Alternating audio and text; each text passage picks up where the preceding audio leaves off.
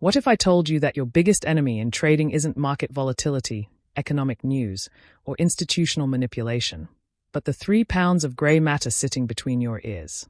That every blown account, every sleepless night, every moment of financial regret stems from a psychological warfare you didn't even know you were fighting? Here's the brutal reality that no trading guru wants you to discover. 95% of traders fail not because they lack intelligence, but because they are operating with a Stone Age brain in a digital age game. Your mind is like a Ferrari engine designed for survival in prehistoric times, now forced to navigate the lightning-fast world of modern markets. As Dr. Brett Steenbarger reveals in Trading Psychology 2.0, your brain's survival mechanisms, fight, flight, or freeze, are actively sabotaging your trading decisions every single second. When you see red numbers flashing on your screen, your amygdala doesn't distinguish between a paper loss and a saber-toothed tiger. It floods your system with cortisol and adrenaline, hijacking your prefrontal cortex where rational decisions are made. This isn't just theory, this is neuroscience in action. Dr. Daniel Kahneman's groundbreaking work shows us that humans are hardwired to make systematic errors in judgment, particularly when money and uncertainty are involved. We're talking about cognitive biases so powerful they can turn a Harvard MBA into an impulsive gambler within minutes of market open. But here's where it gets interesting. The small percentage of traders who consistently profit, the ones who seem to have ice water in their veins while others panic, they are not superhuman. They simply understand something most people miss. Trading is 20% strategy and 80% psychology. They've learned to work with their brain's programming rather than against it. Mark Douglas, in his legendary book Trading in the Zone, put it perfectly. The market is a psychological battlefield where the war is fought not against other traders, but against yourself. Every successful trader has discovered this truth the hard way, usually after losing everything at least once. Today, you're going to discover the exact mental frameworks, psychological triggers, and cognitive rewiring techniques that separate the 5% who consistently profit from the 95% who consistently donate their money to them. This isn't about finding the perfect strategy. It's about becoming the type of person who can execute any strategy with machine-like precision, even when their account is bleeding red. Picture this: Sarah, a software engineer with a 140 IQ, sits down at her computer at 9:30 a.m. She's done her research, has a plan, knows her risk parameters. Then Tesla gaps up 5% on no news. Her brain screams opportunity. Her fingers hover over the buy button. Logic says wait for the pullback, but dopamine says you'll miss it. She clicks buy. 30 seconds later, Tesla drops 3%. Her stomach churns. Her rational mind says cut the loss, but her emotional brain pleads just wait, it'll come back. Sound familiar? This is your brain on markets, literally. Dr. Han's brightest neurological studies using MRI scans reveal that anticipating trading profits activates the same neural pathways as cocaine. Yes, you heard that right. Your brain on a winning trade looks identical to a drug addict getting a hit. The nucleus accumbens floods with dopamine, creating an addiction cycle more powerful than gambling, because unlike casinos, the market never closes. Van Tharp, the legendary trading psychologist, calls this the trader's high, that euphoric rush when a position moves in your favor. But here's the neurological trap. Your brain doesn't just crave the winning trades, it becomes addicted to the emotional volatility itself. Win or lose, the intensity is the drug. This explains why profitable traders often sabotage themselves. They unconsciously create drama to feed their addiction to market-induced adrenaline. The professionals? They've rewired their reward system. Instead of getting high from profits, they get satisfaction from following their process. Instead of chasing the dopamine hit of a big winner, they find pleasure in perfect execution of their predetermined plan. As Alexander Elder writes in Trading for a Living, the goal of a successful trader is to make the best trades. Money is secondary.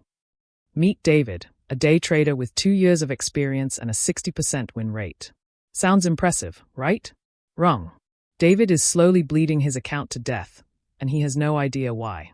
Every morning, he opens his charts looking for bullish patterns because he's feeling optimistic about the market. He sees what he wants to see, ignores contradictory signals, and enters long positions even when the overall trend is clearly bearish. This is confirmation bias in action, the silent account killer that even experienced traders don't recognize until it's too late. Daniel Kahneman's research reveals that humans seek information that confirms their existing beliefs while unconsciously filtering out contradictory evidence. In trading, This becomes lethal. You decide the market is going up, so your brain literally edits reality to support that belief. Bearish signals become just temporary pullbacks. Negative news becomes already priced in. Support breaks become false breakdowns. Denise Shull, author of Market Mind Games, discovered something fascinating. Traders who make money aren't those who are right more often. They are those who change their minds faster when proven wrong. The best traders are intellectual chameleons who can flip from bullish to bearish in seconds when the market tells them to. But here's where it gets psychological. Your ego has a vested interest in being right. Every time you admit you were wrong about market direction, it feels like a personal attack on your intelligence. So your brain develops defense mechanisms, moving stop losses, averaging down, creating elaborate explanations for why you're still right and the market is temporarily wrong. Here's a psychological fact that will change how you trade forever. Feeling the pain of losing $100 is twice as intense as the pleasure of winning $100. This isn't metaphorical, it's measurable brain activity. Amos Tversky and Daniel Kahneman's prospect theory proves that humans are psychologically hardwired to hate losses more than they love equivalent gains. In trading, this creates a paradox that destroys more accounts than any technical indicator failure. Watch what happens. Mike buys a stock at $50. It drops to $49. His brain starts screaming danger. The logical move. Cut the loss at $49 and preserve capital for the next opportunity. But loss aversion kicks in. His brain says, if you sell now, the loss becomes real. If you hold, there's still hope. So he holds. The stock drops to $48, then $47, then $45. Now he's down 10%, but the same psychological trap that prevented him from taking a 2% loss now prevents him from taking a 10% loss. I can't sell now, that would be a massive loss. He holds until the stock hits $40, finally panic sells at a 20% loss, then watches it recover without him. This is loss aversion in action, and it's the #1 reason why traders turn small losses into account-killing disasters. The professionals have cracked this code through what Charles Faulkner calls pre-commitment.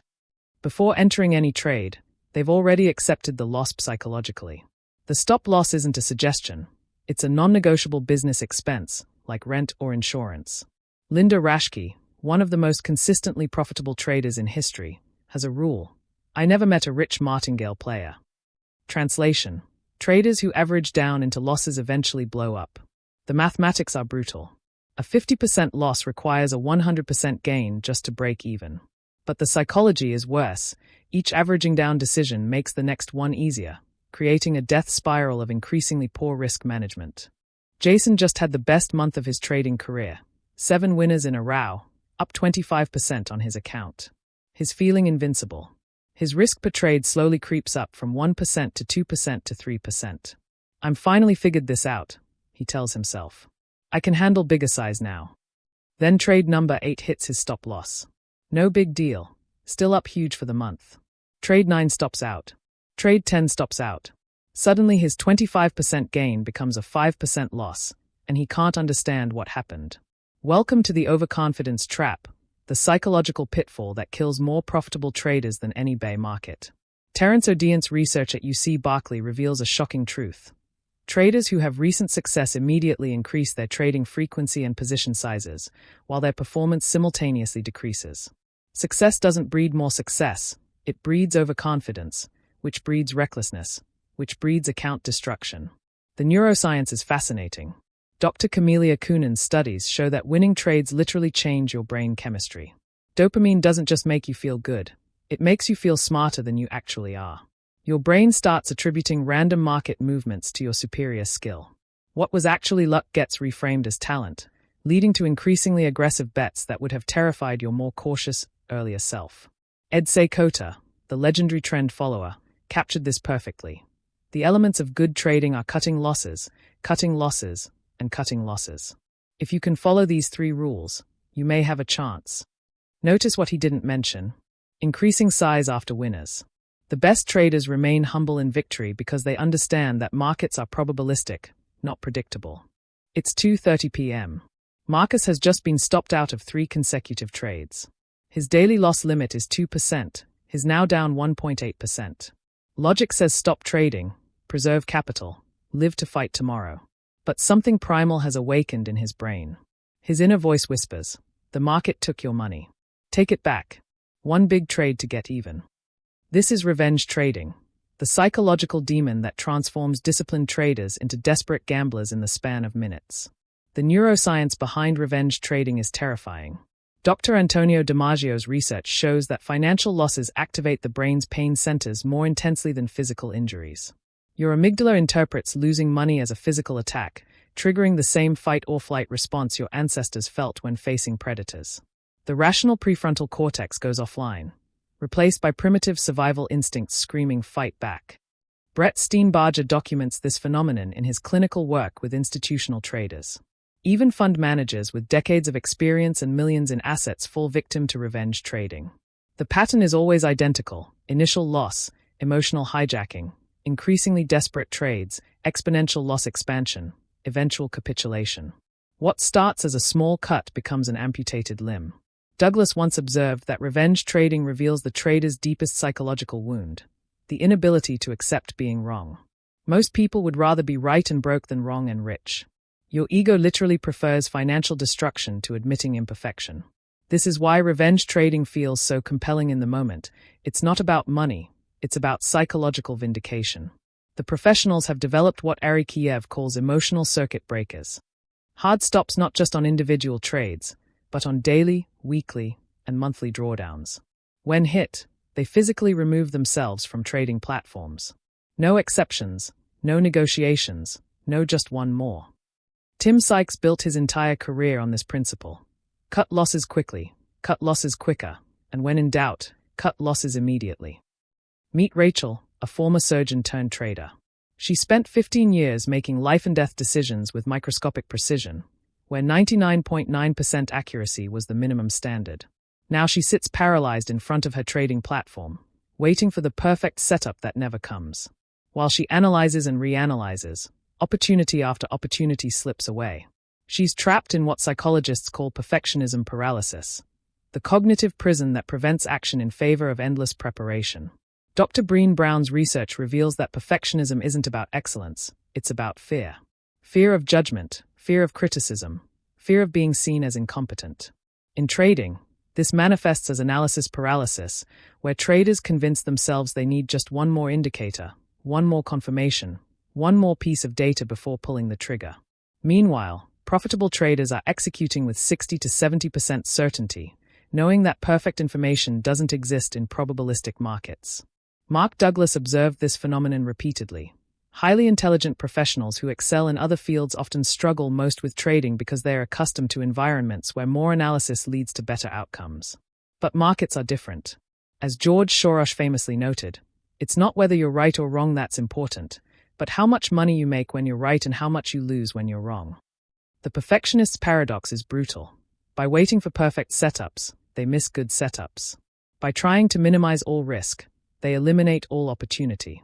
They turn trading into an academic exercise rather than a business of probabilities and edge execution. Jesse Livermore understood this. There is a time to go long, a time to go short, and a time to go fishing. The important thing is to know which time it is. At 9:35 a.m., Tommy sees a tweet. Tesla breaking out. This is it. Within minutes, hundreds of replies flood in. I'm in. Taking profit targets. This is the trade of the day.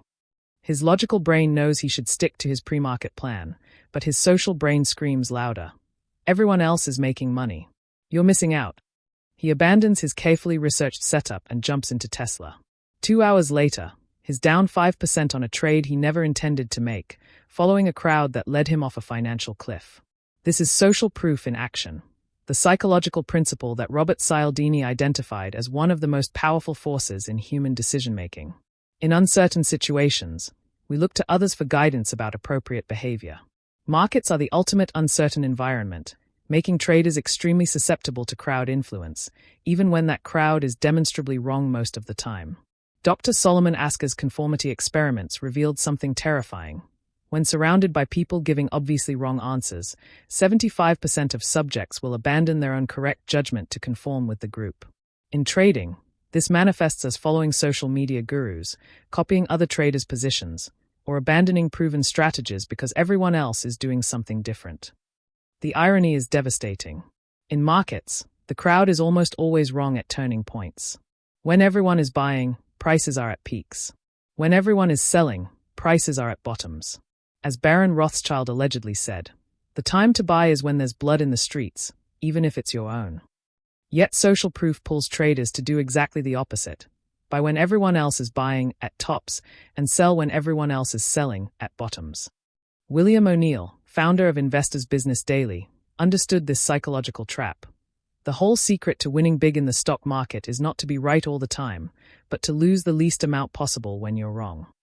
The crowd focuses on being right. Professionals focus on managing risk when wrong. Elite athletes have known this secret for decades. Michael Jordan didn't just practice physical shots. He mentally rehearsed making game-winning shots thousands of times before ever attempting them in real games. Dr. Judd Biasiotto's research with Olympic weightlifters proved that mental rehearsal alone improved performance by 13.5%. Yet 99% of traders never mentally rehearse their trades, then wonder why they freeze or panic when real money is on the line. Here's what separates amateur traders from professionals. Before the market opens, pros have already lived through their entire trading day in their minds. They've visualized perfect entries, imagined getting stopped out without emotional reaction, rehearsed taking profits at predetermined targets, and mentally practiced walking away when no setups appear. This isn't wishful thinking, it's neurological programming. Dr. Alvaro Pasqualione's Harvard studies using brain imaging show that mental practice creates the same neural pathways as physical practice. When you visualize executing a perfect trade, your brain literally builds the circuitry to perform that action under pressure. The neural networks fire in the same patterns, strengthening the connections between stimulus and desired response. Van Tharp teaches what he calls mental rehearsal for peak performance. Before each trading session, successful traders spend 10 minutes visualizing themselves following their rules flawlessly. They see themselves staying calm during drawdowns, executing stops without hesitation, and maintaining discipline regardless of market chaos. This mental conditioning creates what psychologists call stress inoculation. Your brain becomes familiar with high-pressure scenarios before experiencing them. Watch a master trader during market hours and you'll notice something extraordinary. They seem to exist in a bubble of calm focus while chaos swirls around them. Prices flash, news breaks, volatility spikes, yet they remain centered, making decisions with surgical precision. They've discovered what psychologist Mihaly Csikszentmihalyi calls flow state, the mental zone where peak performance becomes effortless and time seems to slow down. Flow state occurs when challenge level perfectly matches skill level, creating what athletes describe as being in the zone. For traders, this translates to a psychological sweet spot where market analysis becomes intuitive, risk management becomes automatic, and emotional reactions disappear entirely. Paul Tudor Jones, one of history's greatest traders, describes it. When I'm really on, I feel like I can't make a mistake. The market speaks to me clearly. Dr. Orrin Dietrich's neuroscience research reveals that flow state occurs when the prefrontal cortex, the brain region responsible for self-doubt, fear, and overthinking, temporarily downregulates. This creates what he calls transient hypofrontality, where conscious interference with performance decreases and unconscious competence takes control. Suddenly, complex trading decisions feel simple and natural.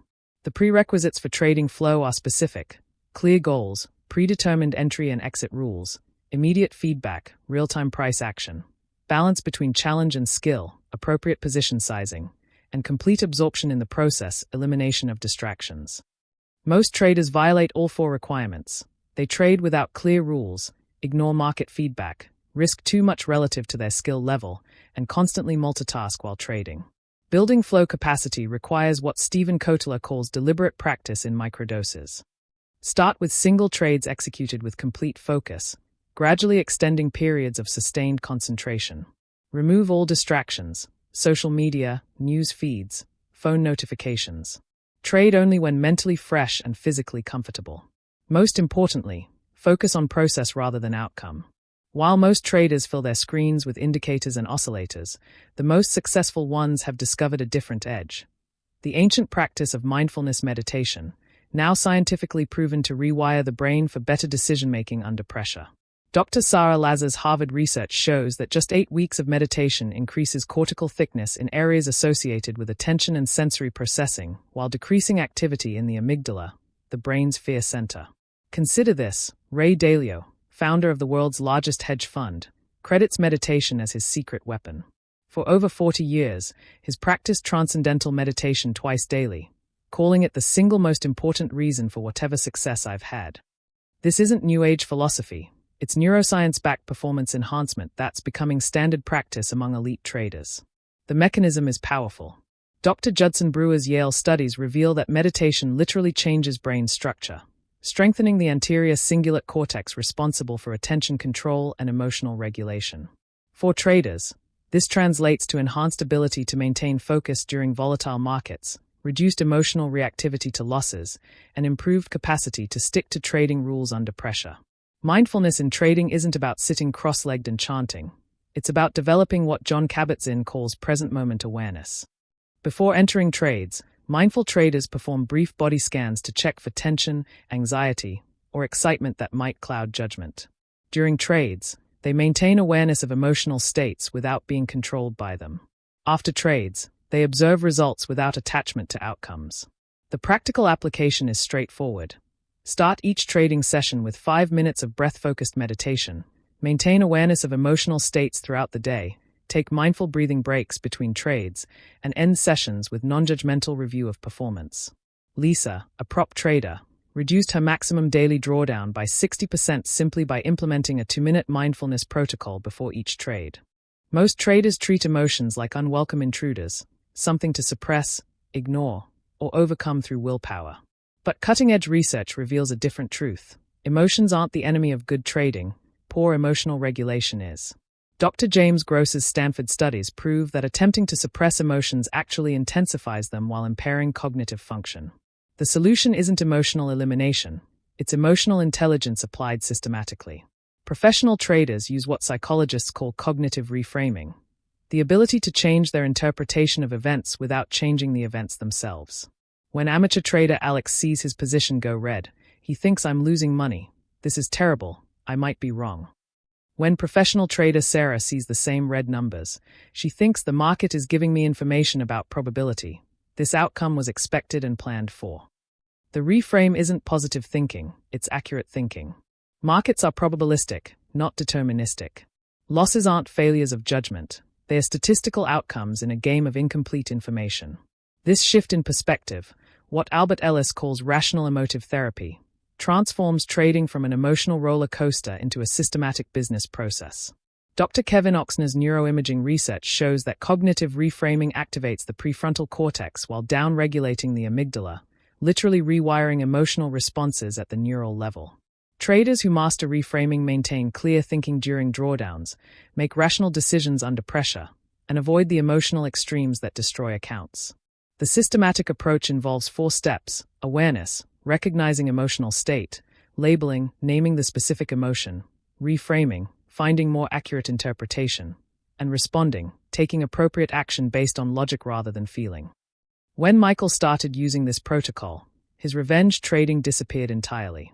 Not because he stopped feeling frustrated by losses, but because he stopped letting frustration drive his decisions. Here's the deepest psychological truth about trading success. You don't just learn to trade, you become a trader. This identity shift is the invisible bridge between sporadic profits and consistent performance.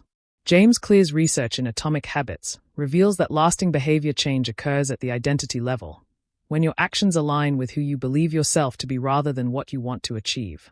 Amateur traders see themselves as people trying to make money from markets. Professional traders see themselves as business operators managing risk and probability. This subtle identity difference creates dramatically different decision-making patterns. When faced with a losing trade, the amateur thinks, "I'm losing my money," triggering emotional responses.